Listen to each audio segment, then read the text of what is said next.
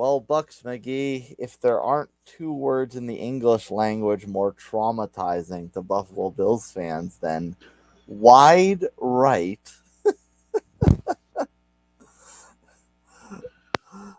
Um, who did they pick to make the play? Who was calling the plays? Who was calling the plays? This second half was hideous. Like, whatever. You know what? Wide right. It's just in Buffalo lore. Put it on the stadium. It is what it is. Yeah, and I feel like on that the play calling was the big theme for me because the first half it was all Josh Allen show. Mm-hmm. And he was going nuts, and he's getting his scores on the field. He was having success throwing down the field. He was running up the middle. He was having a great game. Second half, for whatever reason, it was a complete 180, and it was a lot of James Cook. You know, everyone knows how much of a fan we are of James Cook. Pro Bowl extraordinaire, James Cook. Yeah. Whatever. And it's just like I don't really, I don't get what happened after the first half. It's like they were playing not to lose. I don't know. It was just like they're like, let's try this play. We haven't run this play in like 2 years. Let's figure this one out. And it was just stick with what's getting you there. If they had continued the way they played the first half, I think they would have won the game. I really do. But it was just, I don't know. Buffalo right now, you got they got to figure it out. I and I have to see Taylor Swift another freaking week. This was the game that ended the Taylor Swiftness, but nope, I got another week. um, so I mean, I guess we kind of have to, as much as you probably don't want to, we have to pay a little bit of homage to the Chiefs making their sixth straight title game appearance. But I thought of this as the second half was going on. I thought of this as the second half was going on, and I thought of this post game a lot, where this was a situation where it's like you think of the last 6 years. Mm-hmm. The Patriots either were minus Tom Brady or at the very tail end of his tenure where they just quite frankly weren't very good. Right. You had the Ravens who, you know, in the years between Lamar's MVP season and this season, which is Lamar's MVP season, were Mm-hmm. very up and down inconsistent. The Bengals were very young. The Steelers were post Roethlisberger, so they were way down the pecking order. Colts were awful. Jaguars were awful and just starting to try and figure out the Trevor Lawrence era. Titans have been awful. The Broncos have been awful. The Chargers have been awful. The Raiders have been awful. And I won't even get into the Dolphins and the Jets. So, I mean, yes, 6 straight title game appearances. You still have to do it on the field. I guess tip your cap, yada, yada, yada. But at the same time, it's 6 years that how impressive is it really? So you're saying it could be slightly tainted because of the quality of talent that they played against. Yeah. All right. I mean, finally, we get the AFC in a situation where there's actually quality opponents, and you know they have the season they did, and yeah, they're still here, but they very much struggled to get there. So if the AFC had been true to form that we thought it was going to be in the preseason, do you think do you think the Chiefs would be here where they are right now? Um.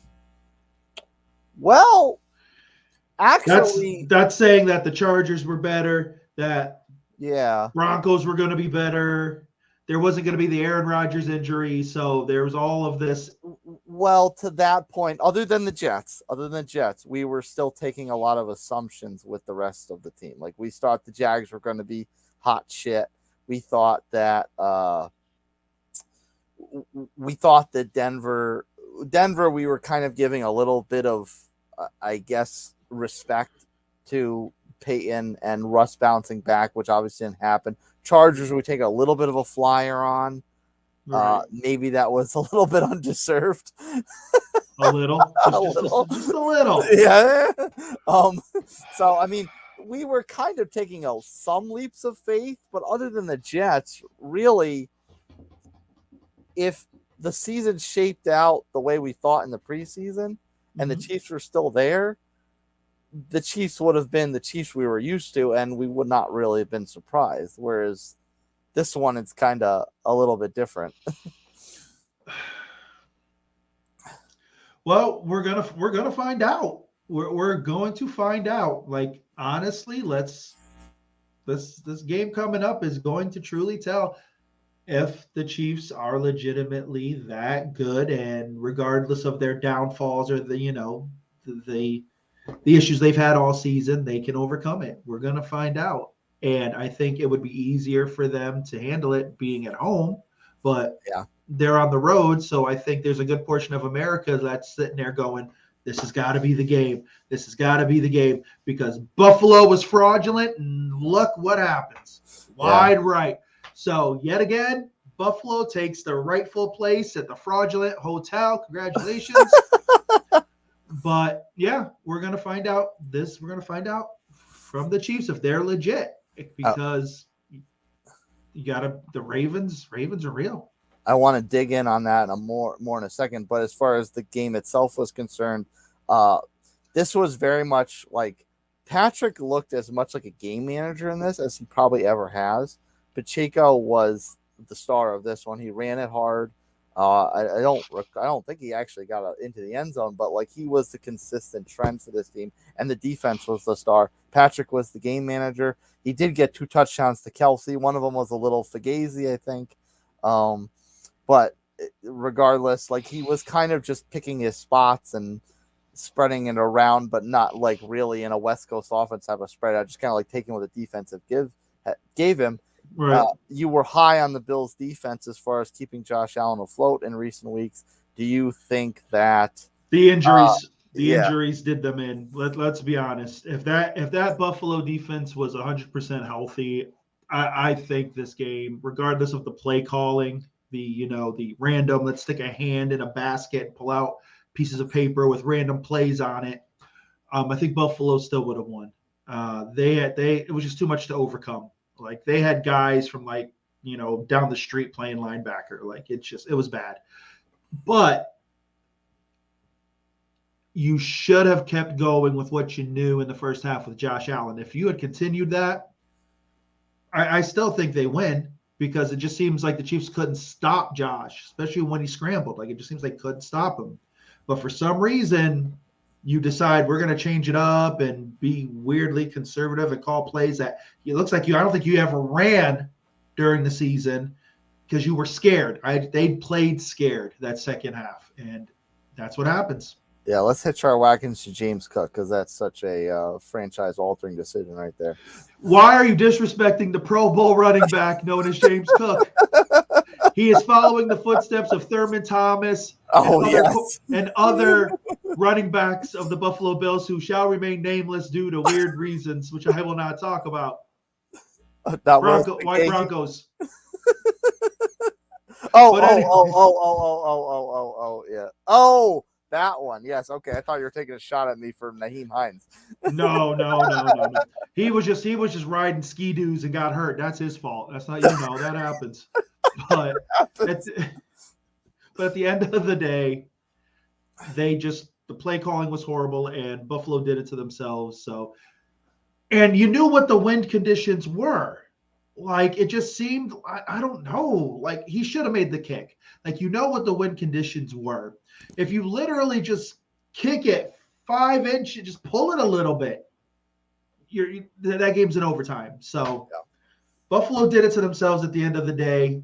You got to give the Chiefs somewhat credit. Yes, 6, AFC Championship games, but this is the true test. This game coming up will be the true test. Yeah. Last point on Buffalo before we move on to San Francisco, what kind of message was this as far as is it like we said a lot, if the Bills are ever going to beat the Chiefs, this was the year to do it, and obviously they didn't do that. So what do you forecast this as? Like this is the straw that broke the camel's back? McDermott, you had enough chances, you're gone, we're going to retool this thing. Probably not giving up on Josh, but what's around Josh may look a lot different. Is this the season to kind of change everything?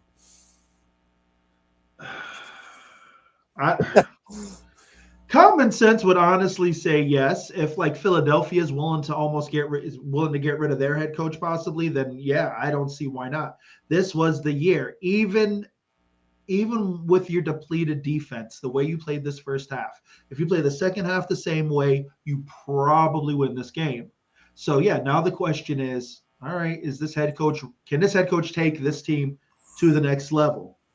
But then you have to look at this team and say, do they have the talent to take it to that level? Now you figure the AFC is maybe what it was supposed to be this year, going into next year, right? Yeah. Raiders should be better with Pierce at head coach. Um, we don't know what the Broncos are going to be. The Chargers should be better, but they've got questions on defense. They've got salary cap issues. Aaron Rodgers should be back for the Jets. So Buffalo had their chance and they squandered it. So they're going to have to figure out what to do to be competitive, because I don't know if they're going to be lucky enough to win 3 or 4 games at the end of the season to eke their way into the playoffs. I don't think so next year. All right, let's switch it up a little bit. And yes, beer for breakfast, facts for snacks. I saw your comment. How about those Niners? Didn't play well, and Purdy came in and did what he had to do to win the game. That is clutch. Now, this game was was very interesting because the first half was quite a bit of a struggle fest, and then the second half came. They finally got McCaffrey back involved. Jordan Love had an untimely turnover at the end of the game, and San Francisco eventually put this away. But they took a while to get going.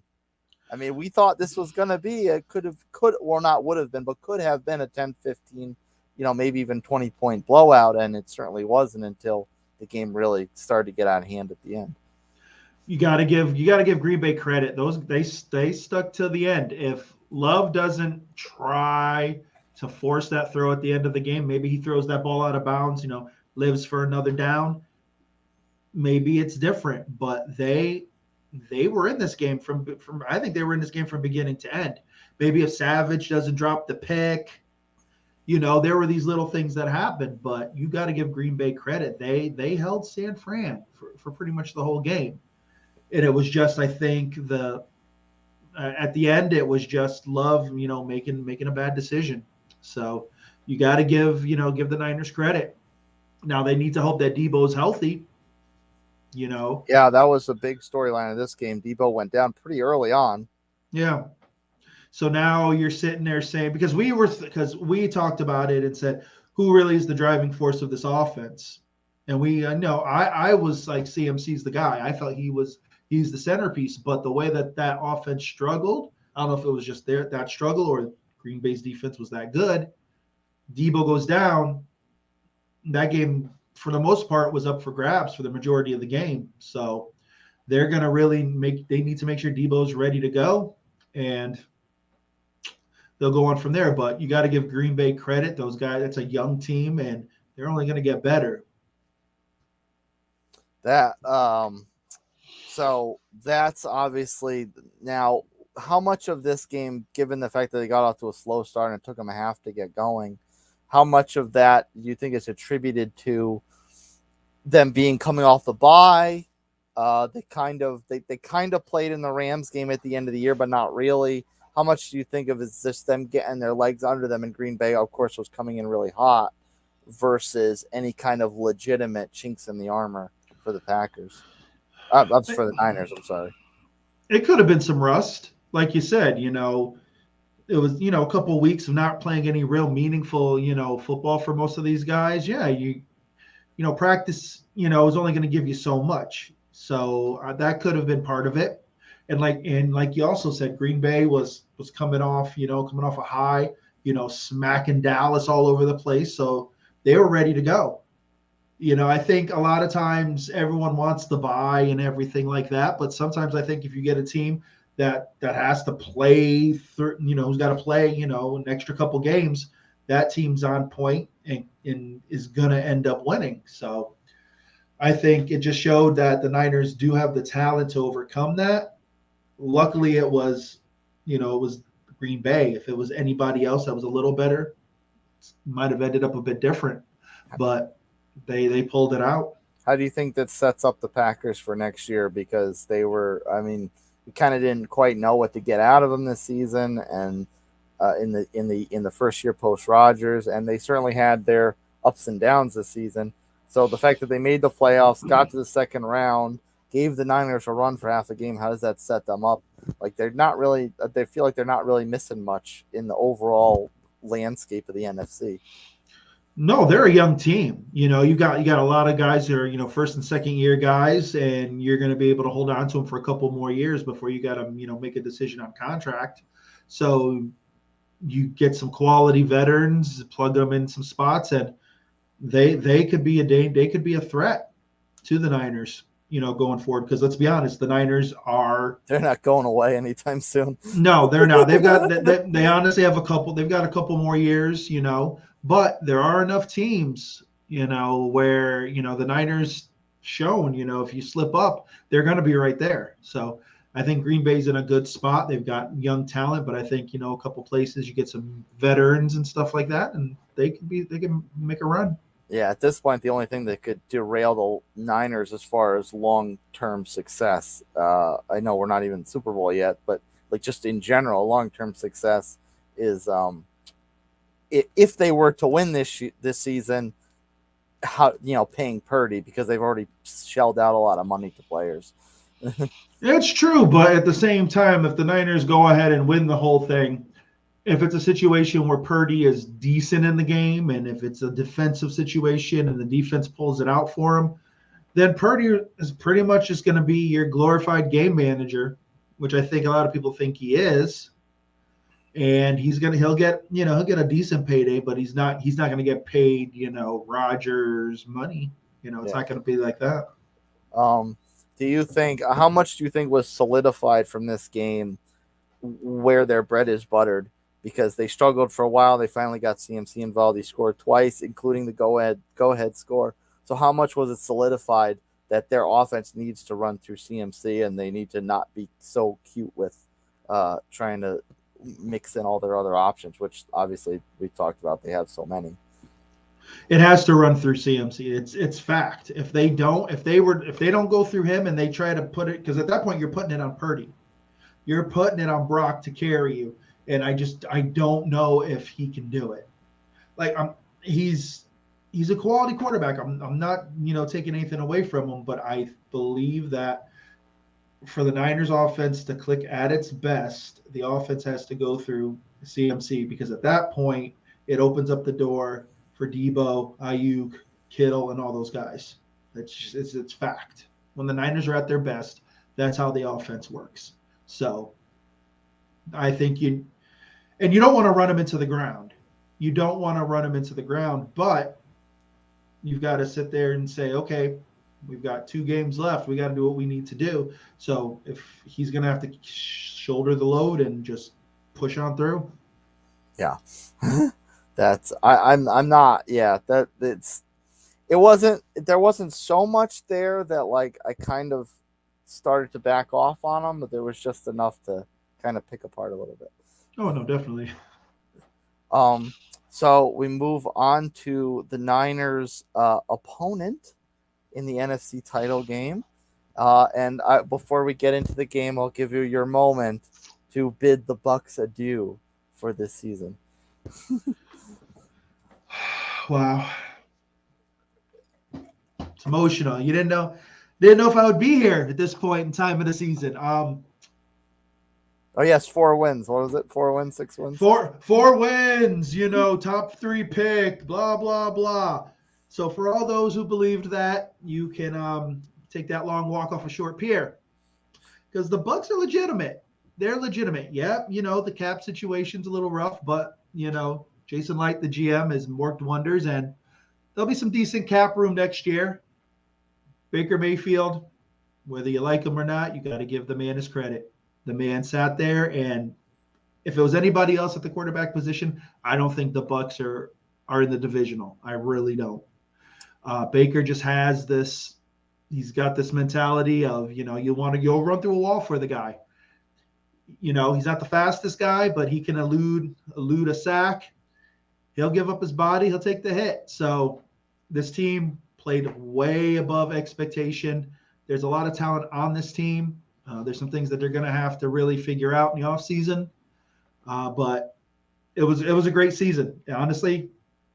And I've watched a lot of football, and I've rode the tails of the man known as Brady for a long time. Ding. That and I've seen greatness, and this was the first season where I didn't know what was going to happen, and it was a hell of a ride. So, bravo to my Bucks, and we'll see what happens in the offseason, but it was a hell of a fight. Before we get into the nitty gritty of the game, I can't remember if it was the Lions or another team in the pregame show you mentioned, but are the Lions a team of destiny right now? If they play at home, yes. Yes. And I'm not taking anything away from them, but I think playing at home helps them a lot. Now they've got to go to San Francisco. They've got to carry that on, and they've got talent, but I don't know. I don't know if they have enough. They beat Tampa, but it wasn't an absolute blowout. No, it wasn't. It wasn't anything incredibly convincing. In fact, I felt that the game was really much a tale of two halves.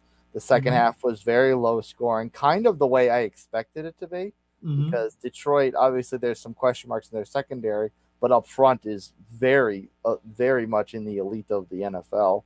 And Tampa, likewise, very elite up front, or elite / growing and kind of not falling too far back from where they used to be. And then the secondary still has a lot of talent back there as well.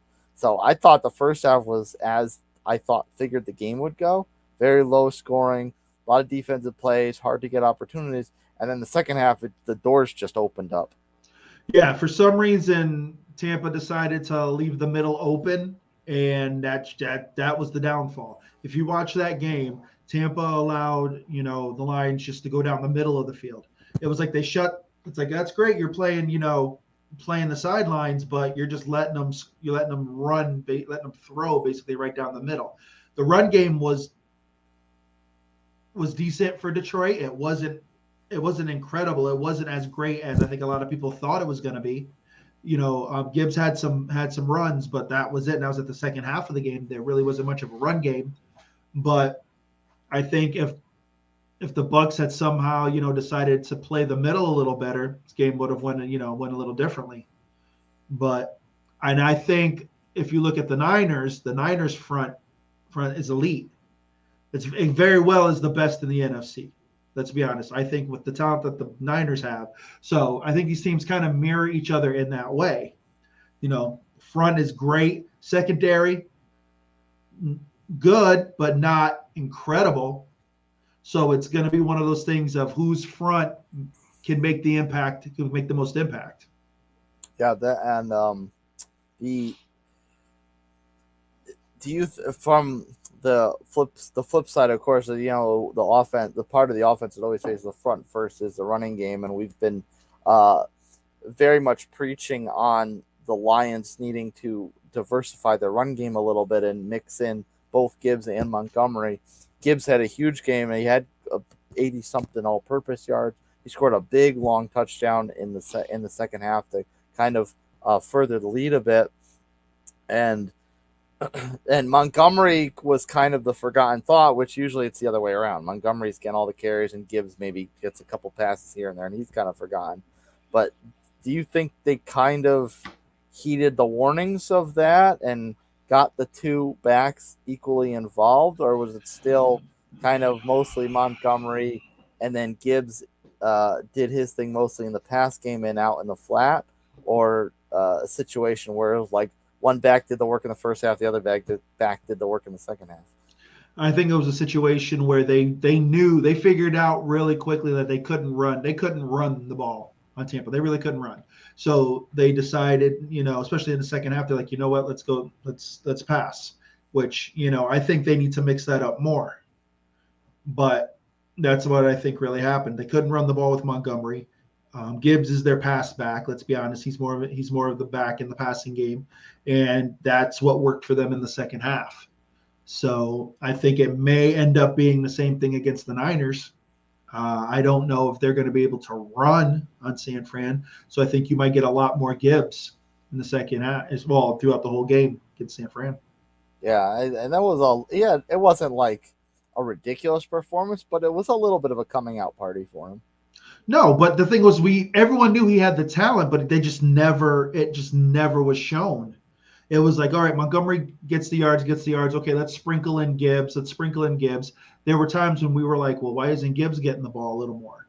So they had to kind of go to him in this game, especially in the second half, because they couldn't run the ball. So I think you're going to see more of him in this next game. Yeah, because there was more of a question mark with this sharing the load thing in the backfield. The passing game I feel like was what made the difference. Whereas I guess I still think in the first half it was pretty much it was an even draw. It was tied at halftime, but Goff was kind of the difference maker in the second half and really judiciously spreading the ball around. And he did kind of rely a bit on Amon-Ra St. Brown, but Amon-Ra St. Brown, as he is an all pro type of receiver, he caught everything he needed to. He made tough catches. He bullied people. I think there was one first down where he caught it and dragged the defender another 5 yards that he probably shouldn't have gotten. Yep, that was when Jamel Dean got hurt. Once Jamel Dean got hurt, then the complexion of the game totally changed. Because if you really look at that first half, you didn't hear much from St. Brown. You really didn't. Jamel Dean had done a phenomenal job on him. Once Dean got hurt and they put Zion McCollum on him, it was a wrap. Zion's he's a good talent, McCollum is, but he's not ready yet, and that they went right to him, and Brown was able to have his way with him. Yeah, Laporta was okay in the game, wasn't great, but had a few big catches. There was a Jameson Williams sighting, although not too much of an impact on the game. Yeah. But I mean, like this, assuming the Niners really step up and shut down the running game, is there still enough of an opportunity with all these options against the Niners secondary for Goff to pick their back end defense apart like he was able to kind of find some opportunities against Tampa's?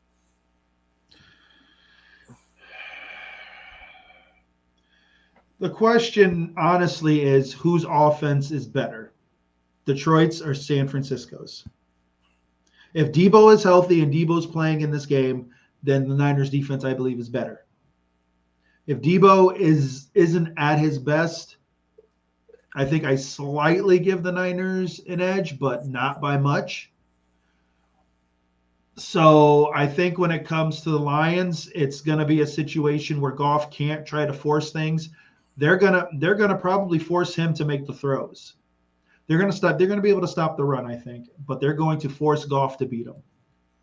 Because Goff has been, he's been legit. I give the guy credit, but throughout the season, he hasn't had to really carry this team. The run game has been there for the most of the year. He hasn't had to be the guy in the 2 minutes to win it for him. And I think the Niners are going to force him into doing that. Oh, so the elite backyard quarterback himself, known as Bucks McGee, is very much saying that defenses are awash, and this will come down to who wants to win this between Jared Goff and Brock Purdy. One of the greatest backyard quarterbacks of all time. I don't like to brag about myself, no, but the wigwam games. If you guys could have been there to see the greatness back in the day, I think that's what it is. Unless something really happens. Now, let's be honest. The Lions aren't 100% either.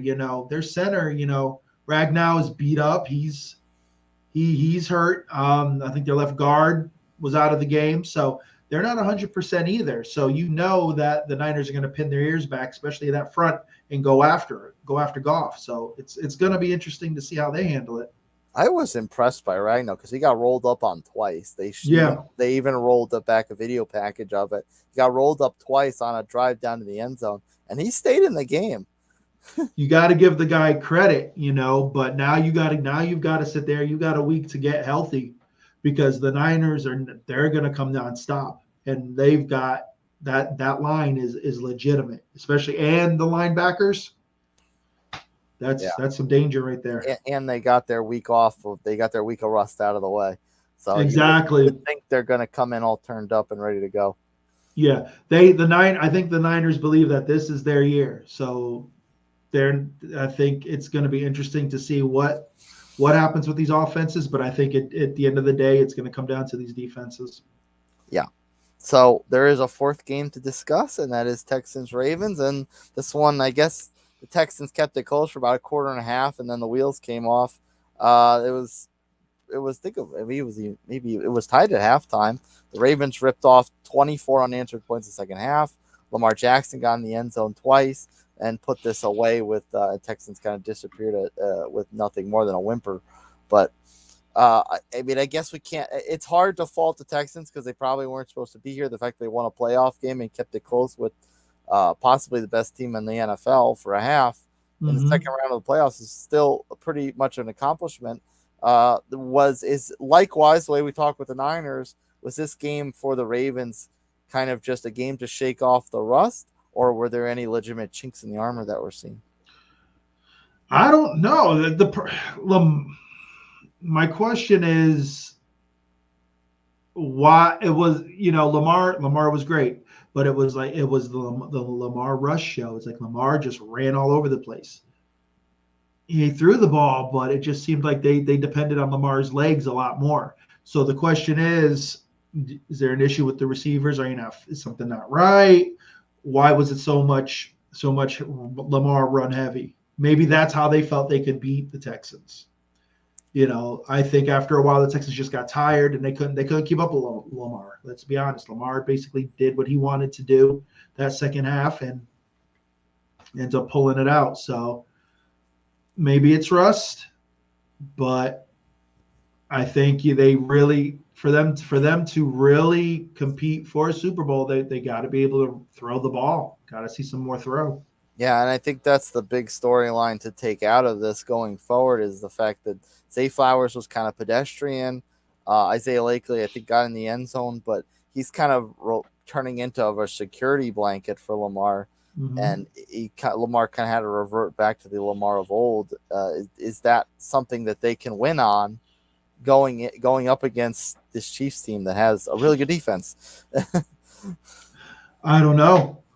See, this is the thing now, because if you look at these teams, both of them have quality defenses. Let's be honest, especially the Ravens with their linebackers and such, Queen, Roquan and such, like they're legit defensively.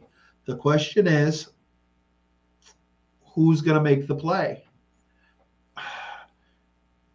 Do they force Lamar to fumble on a run? Because sometimes Lamar gets a little loosey goosey with the ball. Are they going to be able to keep Patrick contained if he tries to break out and run for a first down? One of those patented runs for first downs, but it looks like it takes 20 minutes to happen. The ones that give Tony Romo a half chub. Yeah, because Romo's like, that's incredible. Look at that. I'm like, dude, the guy's slower than dirt, it feels like. But okay. All right. But then that's what it's going to be, because you can't trust the Chiefs to throw the ball. So now, is Lamar going to be able to throw the ball? The Chiefs' defense is great. So I think it's going to be Lamar's legs versus Patrick's arm, or probably Pachenko's legs. It's going to be leg versus legs. Yeah, and that's so. The Ravens defense? I mean, they kind of had a bit of it seemed by the time the game was over, a bit of a layup with this Texans team, but that's they're gonna face a bit of a stiffer test, even with all those Kansas City receivers kind of down on their luck. Yeah, Pachenko's gonna run hard. You're gonna have to stop him. Because that's gonna set up whatever pass game they can muster up. But then the Chiefs defense is gonna have to watch Lamar, because Josh Allen for a half was gashing you, and Lamar's a lot better at running than Josh Allen is. Yeah. And then the Ravens do have Gus the Bus. They've got some guys who can bang, so it's going to be interesting how this goes. It could be a very low scoring game. Yeah, I wanted to spend more time on the Texans, but I guess the game was the fourth most competitive of the four games. So I guess there's not too much to take out of that one. At the end of the day, you got to, like you said, you give the Texans credit. They were there for a half, but at the end of the day, they couldn't stop Lamar. Lamar is just a different beast, and right now, I don't think the Texans were ready for that Baltimore defense. That Baltimore defense is a quality elite defense. So sooner or later, something had to give, and unfortunately, it was the Texans offense. But they've got a lot of talent, and they're gonna be a team to deal with next year for sure. They're Yeah, only gonna get better. and we said it before quite a few times that the Ravens defense was retooled throughout the year. They didn't look very good earlier in the season. So you got to give the Texans credit, and the way the Stroud played, there's probably going to be some free agents that are going to want to play with him. He plays like a veteran, and they're only going to get better. So you can't knock them, but it wasn't their time yet. Yeah. As we turn our attention to Championship Sunday, we'll stay on the AFC game. What are three things the Chiefs need to do to pull the upset and in Patrick Mahomes' only second ever playoff road game?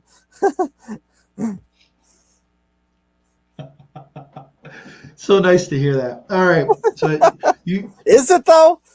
I think it is, because it's easy. I don't want to say it's easy, but yeah, when you're playing at home all the time, yeah, that's great. You're used to everything. I think for the legend of Mahomes to grow, yeah, you gotta do some stuff on the road. You have to, and especially with how this team is constructed and can't catch a ball and all this mumbo jumbo that's going on. This would, if they were to go on and win it all, then this would probably be his greatest Super Bowl. Yeah. Hey, Marquez Valdez-Scantling caught not one but two passes, both of high degree difficulty and both down the field. Yep. So that's it for the rest of the year. Yes. He's done. Move on. So you said three things for the Chiefs to win. Got to be able to run the ball. Gonna have to be able to run the ball with Pachenko. He's gonna have to be able to handle getting into the open field, prolonging some drives. Receivers, maybe catch a few balls. Maybe this week was a little bit of an aberration, but they got to catch the ball. They got to be able to move the ball through the air. Second, third. Let me see. Third, Travis Kelce's gonna have to have a big game.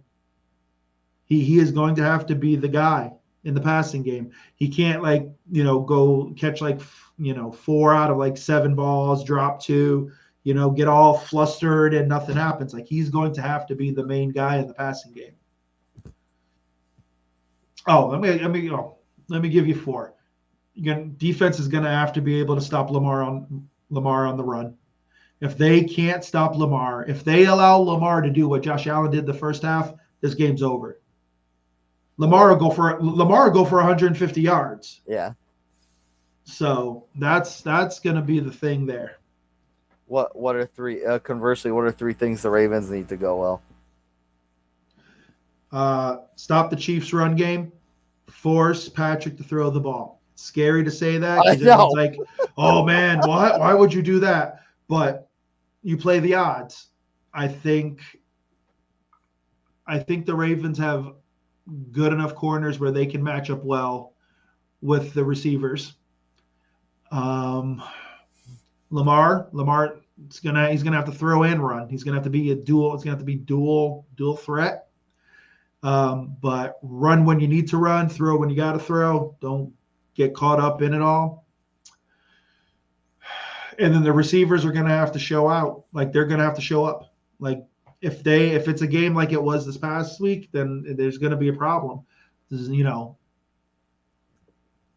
Now the rumor is Mark Andrews could be back. What? They thought they may have activated him this past week, but they didn't. Now if Mark Andrews can go, that opens up a whole new thing. Now he could be just out there and doesn't catch one ball, but the fact that he's out there does change what their defense does. But the receivers have really got to show up, and Got to put pressure on this defense. Not to be weird, but hang tight and keep the audience entertained while I disappear for a couple minutes. Okay, this is really creepy and weird, guys. So I'm here. Oh, guys. So, oh, lordy. So we're sitting here, Championship Sunday. What do you guys think is the better game? My opinion, I'm going Chiefs Ravens. I feel that's the best game. Not that I'm salty about the Lions winning or anything by any stretch, but I think honestly, America wants to see if Patrick Mahomes can really win on the road. I think the Ravens are primed. I think it's the Ravens year, not necessarily for the Super Bowl, but I think to come out of the AFC. So I'm going with that. NFC game, it'll be fun, entertaining. I still think the Niners are the team. I love their offense. I think they're just more of a complete team, but I've been proven wrong before. And I have no idea what Numig is doing. So we're just going to sit here and talk. We're going to bond. Baker. It's emotional day, guys. Emotional day. Most of you probably thought he was just going to fall apart, be a mess this season, but got to give him credit. Guy really balled out. Now, is he worth $40 to $50 million? No. I'm thinking he's a $30 to $35 million guy. The question is, do the Bucks put that money out? I don't know. Another question is Mike Evans. Does he come back? I'd like him to, but if it's a money game, I don't know if it happens. If he's looking for one more title, I'm sure there's a team that's going to put up some cash. He's still. Oh, look who's back! All right, sorry about that. Couldn't hold it anymore. Wow. Pressures of live TV, I guess. Don't see Nick Wright running around to the room, but okay. No, he lets Patrick. He has Patrick hold it for him, I guess. Yeah, well, you know how that goes. Oh, so as we flip over to the NFC, Niners coming off the game we just talked about where they struggled a little bit to get going, but eventually did. 3 things for the Niners to do successfully. You need Debo healthy. Debo has to be healthy. Got to run the ball. CMC is going to have to be the man. And your secondary is going to have to show up. The Lions have a lot of weapons, and that secondary could be a little shaky, but that secondary really needs to show up. And that, how much is that? How much of those things were needed to show up in this last game versus this game? Like, what were consistent as far as like, okay, these things worked, they need to work again. These things didn't work, we need to improve upon them. Their secondary's got to get better, especially that drive before the half, where they basically let the Bucks just go down the field and basically do what they wanted. The secondary they've got talent, but I don't know if the secondary's had to win them a game, and this very well could be that game. Oh, and then flip side on the Lions. What are now 3 things the Lions need to do? They need a balance in the run game, which means I think both running backs need to be featured. You really got to use them both. You can't, like if you absolutely can't run the ball, then yeah, you go to Gibbs. But if you're showing some success, then keep using Montgomery, use both backs. They did sign Zach Ertz to their practice squad, so you may see some 2 tight end sets, which very well could work in their favor. Zach Ertz is a quality tight end. The guy can catch. The guy played well in Arizona, so you may see some things there. Goff has to continue to play within himself and not try to do too much. Not try to be a hero. And I think defensively, they got to play within themselves and let that front do what they do. The front, basically, Aiden Hutchinson played unbelievably, but those guys are going to need an effort like that again. What Jared Goff is more um, instrumental to a Lions Super Bowl run? Is it the game manager Jared Goff, or is it the 350-yard, 3-4 touchdown, almost superstar number one pick Jared Goff? Well, the problem with that Jared Goff is that's if the defense is really getting turnovers and they're getting out quick. That Jared Goff has, when Montgomery's actually running the ball well.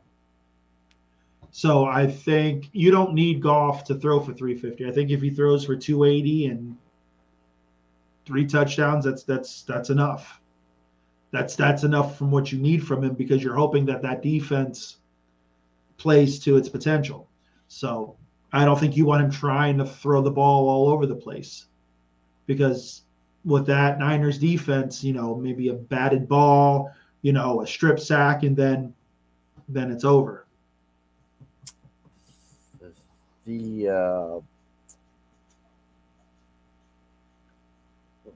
is okay. So let's maybe make some early picks. We'll get into it more next weekend as we kind of like pick these apart more piece by piece. But we'll do some early picks right off the bat. Uh, are the Lions a team of destiny, or is the Niners' road just already paved and nothing's going to derail them?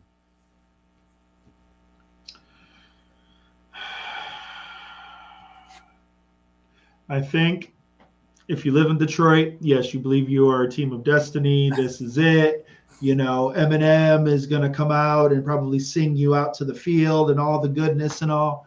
But I just think the Niners, if there's any year they're going to win it, this is the year. This is the year they're primed. So I think it'll be a great game, but I just think it's the Niners. CMC is just to me that good, that difference maker. Got to be careful with words like that because we said that about the Bills and look how that turned out. Well, you forced my hand to pick them to win. I wasn't. Believe me, I've called them fraudulent all year. I wasn't jumping through tables with mustard and ketchup splattered on my face. I'm not that guy on TikTok getting Buffalo Bills world champion tattooed on my body. Hey, I know. You know what? I know it would have pained your Brady heart, but you could have picked Patrick Mahomes. You could have picked the Chiefs. No. You know why I didn't want to pick that? Because I don't need to see Taylor Swift no more. That's it. That's it. I enjoy football. I'm not trying to watch Taylor Swift song videos. Like it's ridiculous. No. That's all B-roll for the music video. It's fine. Yeah, okay. Then you enjoy that. Maybe they'll put that in the movie for you. You go right ahead. Betting wise, early line is the Niners is 7-point favorite. Do you think that's fine? Do you think it should be a little lower? Is that some disrespect towards Detroit? It's a full touchdown.